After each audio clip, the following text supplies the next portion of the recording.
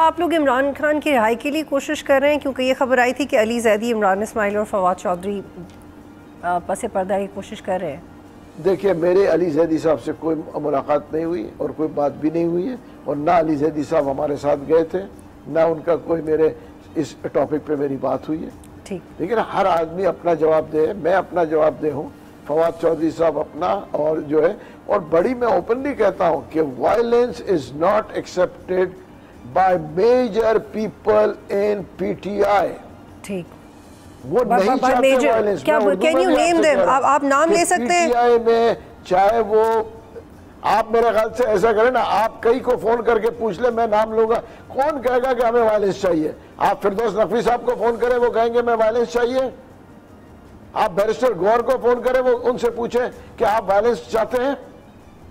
आप, मैं एक एक किस किस के नाम लूंगा।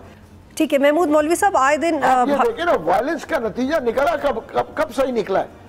मुफाहमत तो एंड में करना ही पड़ता है, एंड में तो सब मुफाहमत। जी महमूद मौलवी साहब, एक सवाल ले लें। सलमान अकरम राजा और पार्टी तो नहीं इधर कोई भी है। सलमान अकरम राजा और आलिया हमजा की लड़ाई चल रही है। मशाल यूसुफजई और सलमान अकरम राजा एक दूसरे को जवाब दे रहे हैं, लेकिन इसके बावजूद इमरान खान ने ये बड़े ओहदे, जिम्मेदारियां इन लोगों को दिए हुए हैं।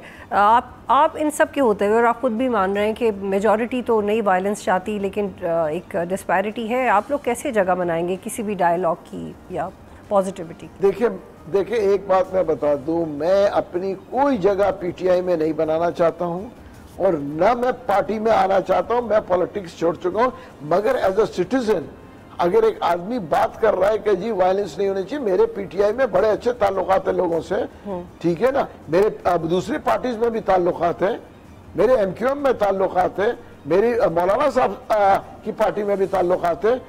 देखिए ना, अगर मैं ये कह रहा हूं, कौन सी अजूबी बात कर रहा हूं, मैं तो ये कह रहा हूं कि वायलेंस हमारे माशरे से खत्म होना चाहिए। सब्सक्राइब करें और बेल दबाएं ताकि कोई खबर रह न जाए।